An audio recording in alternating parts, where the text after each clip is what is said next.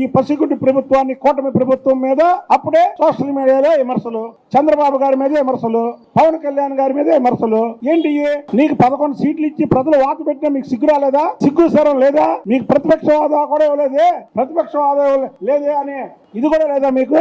మిమ్మల్ని ఈ రోజుకి అసహించుకుంటున్నారు ప్రజలు. అయ్యో ఎందుకు ఈ 11 సీట్లు ఇచ్చాం, జగన్మోహన్ రెడ్డిని పులివెందుల ఎమ్మెల్యేని ఎందుకు చేశాం, అసలు పులివెందుల్లో కూడా ఈ జగన్మోహన్ రెడ్డిని ఓడిస్తే అసలు మనకి బాగుండేది, జగన్మోహన్ రెడ్డి పేరు వదిలేదు అని దమ్ముంటే ఈ రోజు నువ్వు పులివెందుల్లో రాజీనామా చేసి ప్రజల ముందుకు వెళ్ళు. పులివెందుల ప్రజలు ఏం కోరుకుంటున్నారో తెలుస్తుంది.